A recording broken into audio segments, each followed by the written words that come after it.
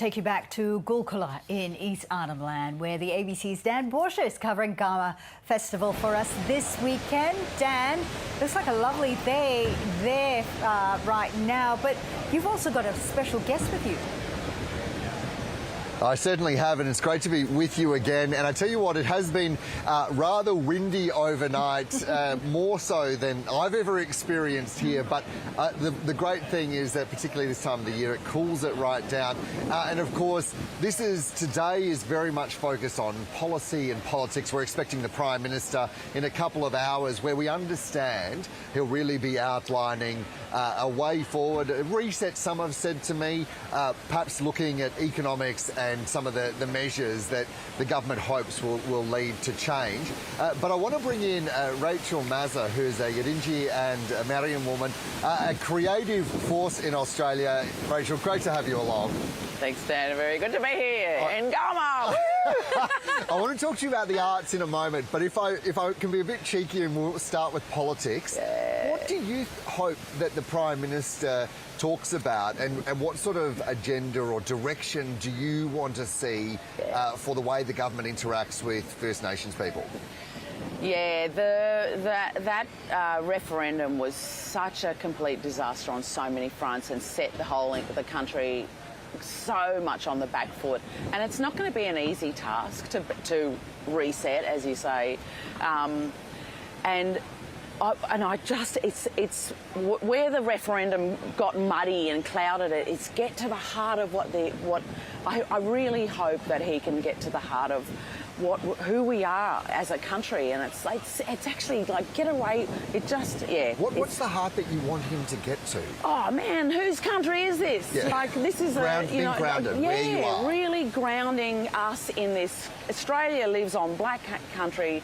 We've got an incredible history, and that relationship between the visitors and Black Australia, it needs to start with that. It's to be completely left out of the picture during the election. Both parties were just like, oh, we're not going to talk black, So it's, the government has a massive mandate, a massive opportunity here. He's got to be brave. He's got to be prepared to really go forward. I mean, yeah. And in terms of the how, what do you see as the role of the arts in that? Because you and I have spoken over the years about the importance of arts being the kind of place where the story, where the heart, if you will, is shared. What do you see as the role of that now? Well, for me, the foundational principles of storytelling and narrative making, so theatre making, is about self-determination. That, like working now with this show, the Warumpi Big Band, Big Gnome No Blankets, it's working alongside. So the foundational principles that apply to making theatre is the same as running a country. So the foundation of walking alongside in partnership so that those whose story it is have authority over their story, what self-determination means and looks like in practice. And that seems to me to be the clincher that this country struggles with, is how to let go of power and give blackfellas autonomy and authority in determining their own affairs, the principles of self-determination. And I know that we've talked about it in the Revive paper.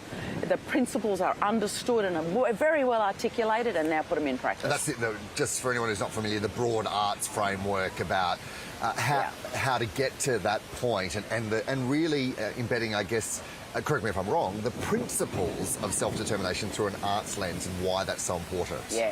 And so what do you think from that are the broader lessons for politicians and policymakers about how to do that in a practical sense, in a way that is meaningful, in a way that actually starts to get things done?